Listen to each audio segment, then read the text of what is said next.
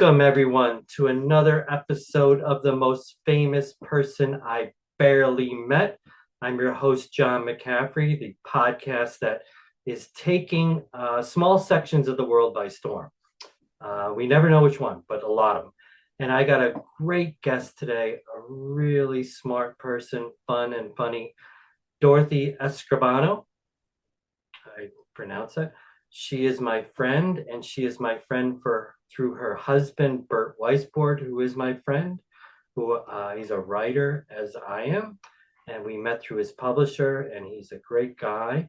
And Dorothy is an awesome person. I credit her. She got me into teaching writing at the college level. She was the provost at the College of New Rochelle a few years back, and through Bert and through her, got me a gig there. And I've not looked back since. I really loved it. And when I get together with this couple, I always learn a lot. They make me laugh. They're, as I said, they're very smart. And I'm going to find out something fun about Dorothy, who she met. But first, let's meet a little bit about Dorothy. How are you today? I'm doing well. Hi, everyone. And Dorothy, where are we zooming in from? Where are you? In Islip, Long Island. Okay, Islip, for those don't know, that's not at the end of the island, it's not at the beginning of the island. Where is it? It's on the south side, South Shore, probably the middle of the island. middle of the island. Okay. And you yourself, I think I'm right on this. You're from Long Island or Yes, near I am. I'm from North Babylon. North I grew up. Babylon. So you are a Long Islander. Yes. Okay. And when you've had a long career, I know a little bit about Dorothy. You started off as a teacher, right? Yes, I did. What'd you teach? Well, I taught junior high and high school in Spain and in New York and in Texas, Spanish, all levels from Spanish 1 all the way up to Lit. Wow. Okay. And where'd you go to college? I Where'd went you, to Marist College for undergraduate the in New Red York. Foxes, right? The Red Foxes. Yes.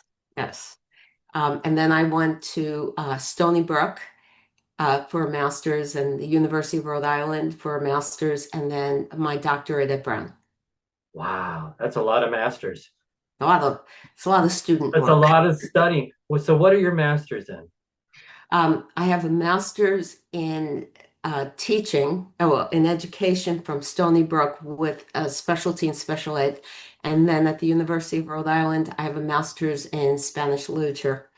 And then my doctorate is in Hispanic studies. I'm a Spanish medievalist. That's my Wow. field. Very good. Of all the colleges, which one was your favorite that you attended? Well, I think undergraduate is always going to be the favorite. Okay. Um, so I would say Marist because with the others, I already had children and I was running between practices and school and doing everything else. So I really don't remember much about having a great deal of fun, but Marist College was great. Marist was fun. Yes. Okay. It's a Catholic college. I went to a Catholic college, correct? Okay. Yes. Um, why education? Big question. Okay. Well, I originally was studying to be a lawyer. I was pre-law at Marist. And I studied abroad in Madrid. We back then you didn't get to pick your classes. They gave you a schedule. And one of the classes that I had, and I was a junior, one of the classes I had was teaching in an orphanage, teaching English in an orphanage. Oh, And I did still had, the traditional type orphanages back then in Madrid. And I had a class of eighth graders, about 30 eighth graders with their hands on their desks, very quiet. And then I had another day, because it was more than one day a week, I had another class of kindergartners, and I had about 40 kindergartners. wow. And something connected me to what I was doing. So I called my advisor back in New York at Marist and asked him I want to change my major from pre-law, history pre-law, get into education. And I had to make up some classes because I hadn't been in education all along. So when I got back for my senior year, I had overloads for both semesters so that I could do student teaching, and that's what did it. Was actually I never thought I wanted to be a teacher until I actually Hmm. was in the classroom. Oh my God. Such a nice story. And look, kindergartners break your heart, don't they? They're so They cute. do. They, especially there, they just wanted to touch you and to talk to you. Where the Mhm. eighth graders were, they were very disciplined, and that's I saw what was going to happen between kindergarten and eighth grade. They were going to lose. Well, I don't say lose, but at least in the classroom, the discipline. Yeah. They were able to. It was a learning environment by eighth grade that I really couldn't do in kindergarten. So in kindergarten, we did the fun stuff, Yeah. the colors, the songs, names in English. But it was a lot of fun. You That's know, what brought me into education. that's a beauty. My parents were teachers and my sister's a teacher. Um, and I teach, but I've always taught college. I never went through the ranks.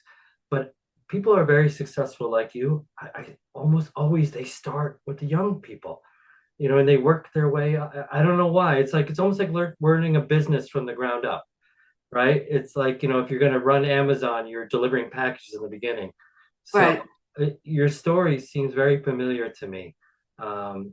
People who really make a career out of this always start with the little ones. And so what made you sort of escalate into like more management, let's say, and what Well, you did most you of your know, career? I always wanted to, when I got my second master's in Spanish Lit, I, my kids at the time were still young. And I really wasn't thinking about continuing, but I wrote a paper and then I had a professor that was a mentor and he really insisted. And I was embarrassed Oh, because I was at the University of Rhode Island and the only school I could apply to would be Brown because where my kids were in school. And I thought I was going to be rejected and have to tell everyone. oh, Um, so I needed a full scholarship because my kids, I need to save for my kids to go to yeah, college. sure. So I think it was just my interest in literature. And when you're teaching high school, you can get to a certain level, but I wanted to dig in. I want to write a little bit more about Spanish, medieval times, Hmm. literature, and history, because I always loved history. So when I went to the University of Rhode Island, it was really just to get a master's in Spanish Lit because my other master's was in ed. And the reason that I had to take my first master's in education was because I was teaching, and Spanish, you would have to take it all in the daytime. So I would have had to go daytime and I wouldn't have been able to work. So in New York, as you know, within 5 years, you need your master's or 30 credits, whatever it was. And I needed to get a master's, and I enjoyed teaching. I didn't want to give up the teaching.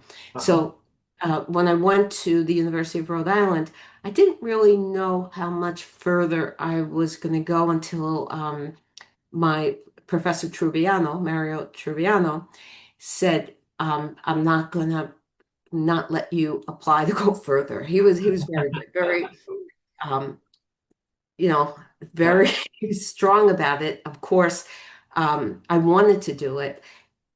So I did, and I was able, and I really believe the reason Brown only accepts five, well, then only five students a year on scholarship, and you can't Oh, go by paying. You have to go with the scholarship, at least in okay. Hispanic studies.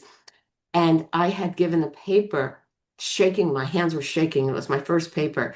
Um, and the director of the graduate program at Brown was in the audience. Uh-huh. And so I went for the interview. We're looking at each other because he asked the question. We're Yeah. looking at each other, and we knew each other from somewhere. And then when he looked at my CV again, he said, "Oh, I was at that paper." I really believe that just that luck Yeah. that I got the scholarship and I was able to go. Yeah, well, more than just luck. What's the great R. Robert Evans, the director, said, luck is preparation meets opportunity. So you were ready. You were ready and I, it was a very lucky step, let's say. yeah, well you're nice, you're a gracious person. So you taught Spanish lit though for a little while? Were Oh you yeah. Yeah. What was your favorite author to teach? Do you have one off the top of your head? Spanish? Uh, well, my field is Hispanic studies, but my first job I was a generalist, which means that I didn't just teach medieval. I think Sor Juana, she's a Mexican poet. She was a Mexican poet during Huh? colonial days. And she, back then, this is historical, women that came from families that were well-to-do Hmm. uh, either got married or became a nun. So Oh. she did not want to get married. She became a nun, and she wrote about society, but she really wrote about the the place of women in society. And one of my favorite poems is it starts with hombres necios acusáis. Oh, I So like it's like that. you dumb men you're accusing, and it's about women when they go bad, when they're part of it. Uh-huh. But it was a lot of social commentary, but Mm. mostly, I had my father was a feminist, so Hmm. I never grew up thinking I had to fight for anything. Oh. Um, of course we do, but not so much. I did not think like that. But when I read about women in society, it made me that was in 1600 and 1600s, end of 1600s. It made me pay more attention. It wasn't just my experience Hmm. that was easier. Hmm. Um, I started looking at some of my friends and what their growing up was like, and realized not everybody had the same type of parents that I had. You could do anything. Right. Um, What a gift, right? yeah, so that was my favorite. But I love a poema de mi El Cid, the about El Cid. I Uh, love that. And that's what I started writing about. Oh my God. I love these names. It's beautiful. I mean, I know a little, not Spanish. One of the books I read in my master's at City College was The House on Mango Street, and it was so good. And you and I talked about this before, but I love Orwell's take on the Spanish Civil War. But I know you're going way back, um, homage to Catalonia. So really nice. So you get into kind of like leadership roles. What's a provost do? Just what does a provost do? Another name for a provost is vice president, senior vice president for academic affairs. Okay. But what the provost is in many schools, I don't want to say in every school, but usually a college president, their job is to raise money for the college. It's really to be at 30,000 feet and allow his or her vice presidents to do their job. Well, the provost it's the second in command. So sometimes it's called the internal president when the Hmm. president's off campus, you're the signatory. But more than that, you work with each of the units because the academic unit, and I don't want someone that's a vice president of something else to see this and think that I'm saying it's not important. Uh-huh. Uh, but my job as provost was to work with the VP for Student Affairs, the CFO, the enrollment person, whether the programs we should have. So it's really it's like an executive. Often it's the executive vice president. It's the number two um, person. But for me, it was being part of a team. I had great colleagues. I'm very lucky. I've always had great Hmm. vice presidential colleagues and reporting to me, wonderful deans. So Hmm. my job was easy. When you have the deans really knowing what they need to do with the schools, you're really helping them manage what they're doing. Yeah, that's nice. Well, I knew you were well thought of because so when you helped me get the job at the College of New Rochelle, I walked in, everyone was so nice to me. I mean, they were nice anyway, but I knew they were being extra nice to me because you were sort of giving me the thumbs up to come in there. But Well, it really was the dean at that time. I talked to the dean because we can't interfere yeah. with uh, telling a dean, "Oh, you need to hire this person." There was a need, I introduced you to Darrell Jones, who was Yeah, our he's dean. great. He met with you and he said to me, I'd like to hire him. And I signed off on that. But Yeah. if he would have said, no, we don't really have anything for him, we would have tried again. But I wouldn't have I overstepped know, I there. know. So No, I this was you. I You still think they were nice to me because you were. So you were at college, New Rochelle. Where else have you? I know there's lots of colleges. You Well, I started teaching at Worcester State University in Massachusetts. okay? Actually, I started at Clark, but that I was a visiting. That was a Uh-huh, 1 year just when I uh-huh. finished. I taught at the University of Rhode Island. I was a lecturer. Then I moved to Clark, then to Worcester State University, and I was faculty. That's where I got tenure. That's where I got promotion. And then my provost actually moved on to be a president at another school. So the AVP was promoted to provost, and he asked me just for 6 months. This is what he said, just 6 months, step in as associate vice president of academic affairs. That turned into another 6 months. It turned into a year, another year, and then he went off to be a president.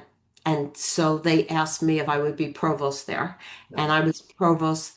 I actually said I would do it for a year because it's hard to be a provost at an institution where you were a faculty member. Uh-huh. It's Yeah, I it's understand. hard. It's hard. I got my feelings hurt a lot in the beginning because I thought I was still a faculty member and you're really not. You're on the other side. So I gave them a year and that's when I moved to CNR after that. And then after that, SUNY Westbury. And right now I'm just working. I was asked to be on the foundation board for SUNY Westbury. Oh, So I'm congrats. awaiting the final vote in September. And then I've also, another institution in California asked me if I would be on their doctoral committees. Oh, congrats. So that one, we're just starting the process. That's why I'm not naming it. But that'll be fun for me to work with Oh, students yeah, please. going through. Yeah, ev- people like you, people ask you to do things. No one asks me to do anything. It's just the I opposite. just asked you to do something before we had You're this very sweet. this call.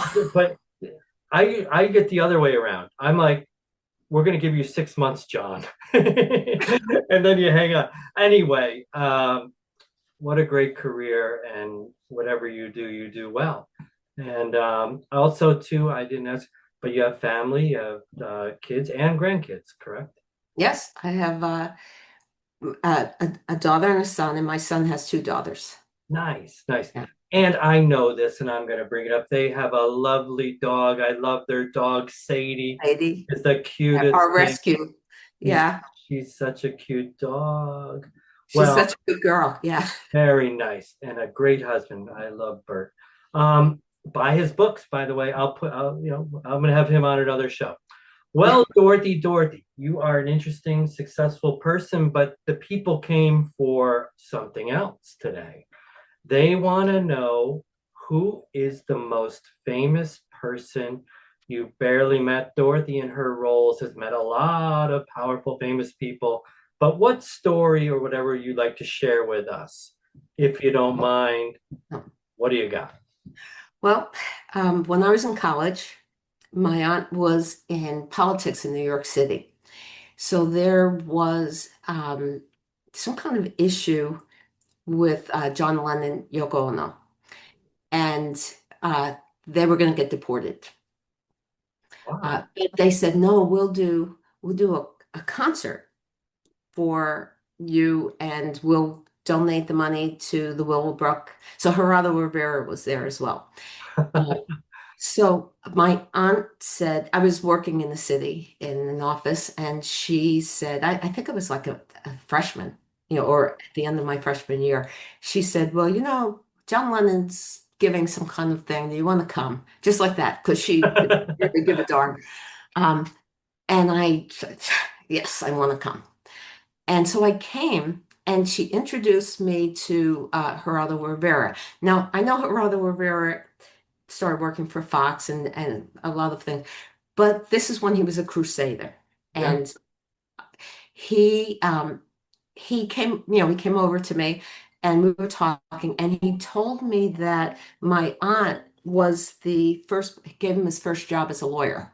Wow. So they're friends.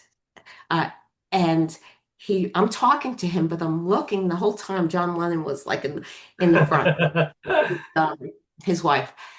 And Gerardo finally said to me, Daddy, that's what they called me then. Huh? Daddy, go up, say hi to John, then we'll talk because I just Uh-huh. couldn't concentrate Yeah. on Gerardo Rivera when John Lennon was there. So I went up to John Lennon, and I have to say that I thought they were both very gracious, John Lennon and Yoko Ono, and very attractive. I've always heard so many negative things about Yoko Ono. I thought she was very attractive. Hmm. Um, Tiny, but Hmm. Hmm. very nice. And he said, I said, I don't even know what I said because I was so like starstruck. But he said, well, I hope that this helps a lot of people. I think Oh, that's important. We have to care about people. And I'm like, yes, yes, yes. yeah. I Sure. really was so, and she was quiet, but she was nice, smiley.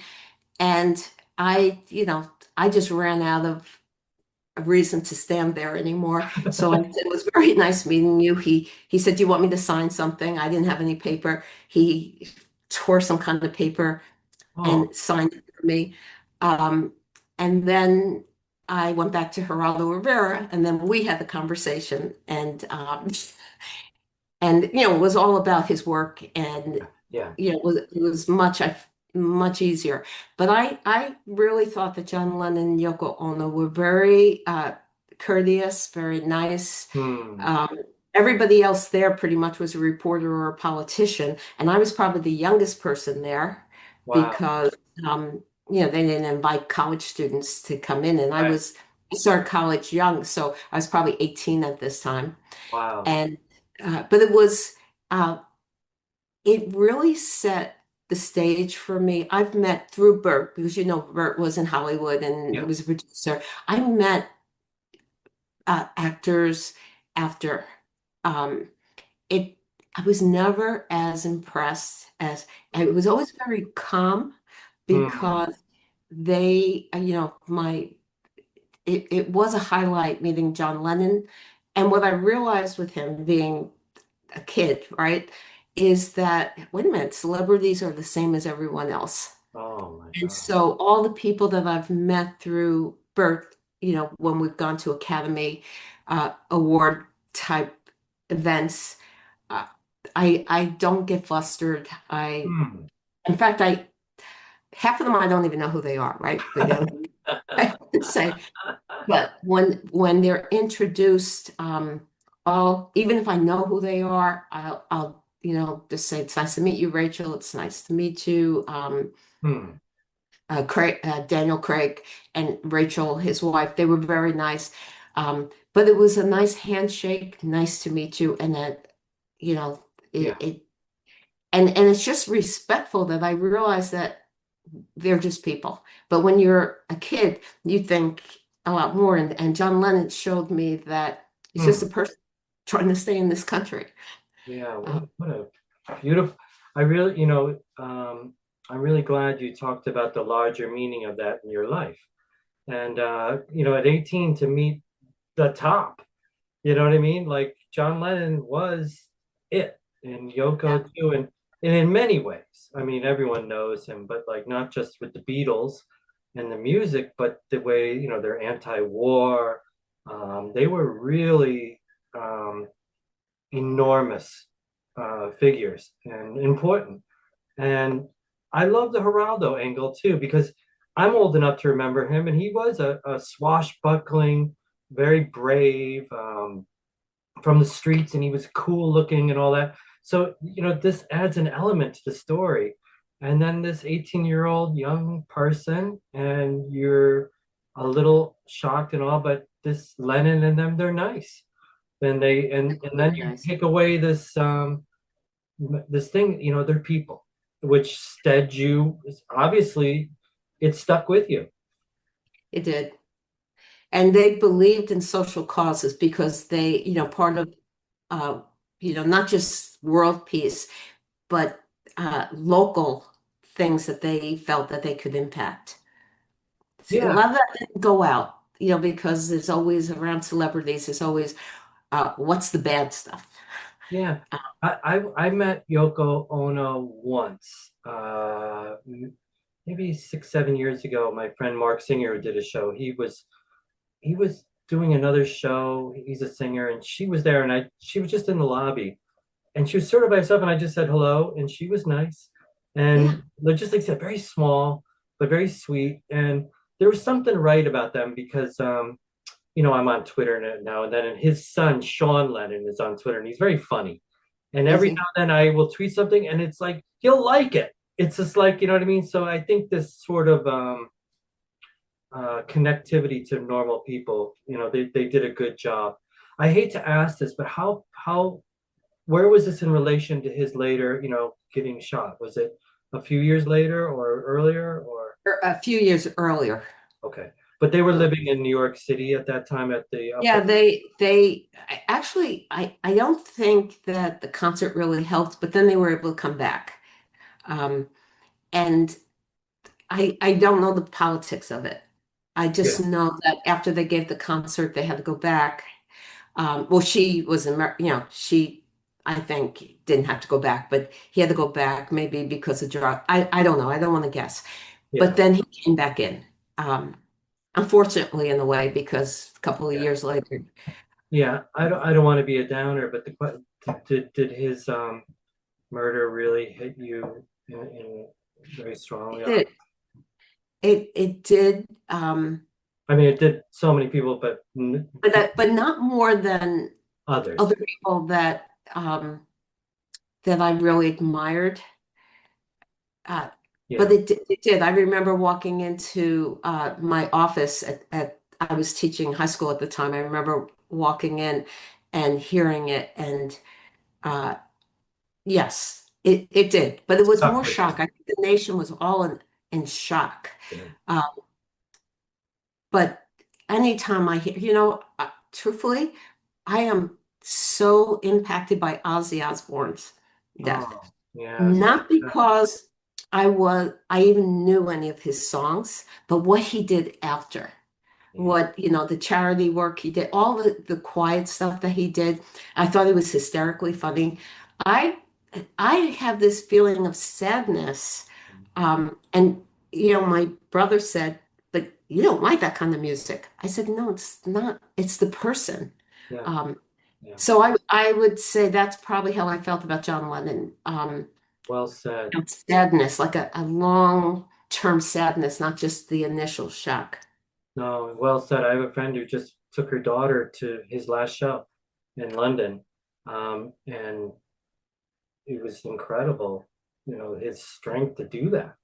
And, so sick. But And what was it, $200 million for yeah, charity?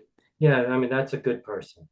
That Um, is a good person. well, it's such a nice story. And I mean, it's so funny. You're so smart because I just had a talk with another gentleman, my friend Charlie Walsh. We were talking about, he did an episode too.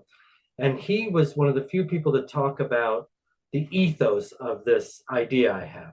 And it's a lot of fun meeting, but he said, very often when we meet a celebrity, it's sort of a benchmark in our life.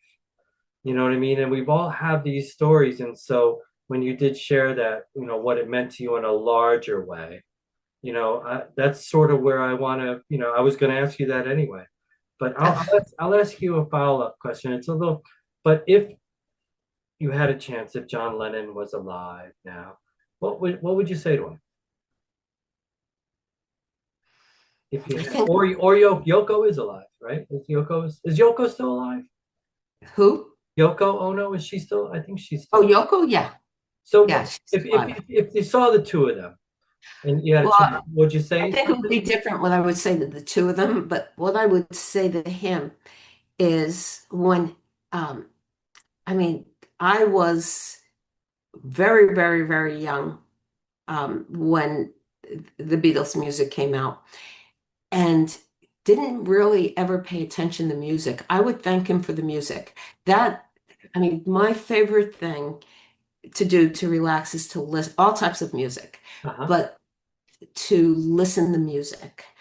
And it started with the Beatles. Um, I remember, I mean, like what was I, five or I was very young, and I asked my dad for an increase in allowance so I could buy like one of those 45s. I think I got a quarter and it cost like 99 cents. So Uh-huh. I said, can you give me a month's allowance? The ones that go So the around, second right? one, yeah, was She Loves You.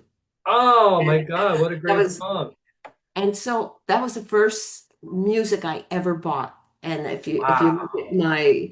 my phone, I I must have like 500 songs. I don't even because it just music is just beautiful and it just I think I love art, but I think if I had to choose, I would say music is is for me the most beautiful art Oh, what a well and said. all kinds of music. Now I got that song in my head. I'm gonna have to listen to it later. She loves, yeah, yeah, yeah. One of my favorite songs is his, the one, Oh Yoko. Do you know I that don't song? Oh, I love that know. song. Well, the reason I What's it love it, called? Oh, to Yoko? I think it might be called something that's like, Oh Yoko.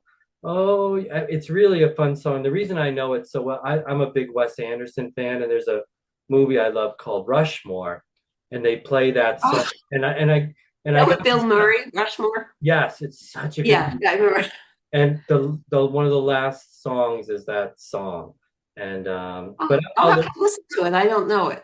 I'm dangerous because I know a little about some things and not a lot about everything. So it might be a different title, but I know that's the words. But check it out, people. Check it I out. will check it out. Yeah. Well, Dorothy, that's really a nice story, and the fact that that was your first music, and then you met him and her, and they turned out to be even better than you thought, and that you still have this nice memory of them. It's really good, and it helps you in your career, in your life, and you know what I mean. To be a very successful, powerful woman in the workplace, you have to have confidence.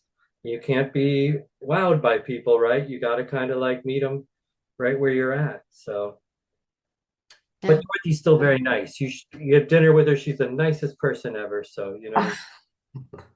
Well, I want to thank you so much for sharing. And people out there in the world, if you like this episode, like it, please subscribe. It's free. So you see the show and all the shows. And maybe one day we'll have you back. If you meet someone else, Dorothy, you want to come share, okay? Okay. Thank you, John. Okay, thank you so much, Dorothy. And everyone tonight, go listen to what's it? She Loves You? She loves you. Yeah, go listen. Think of Dorothy. All right, go see. Okay. All right, bye bye. Bye, John.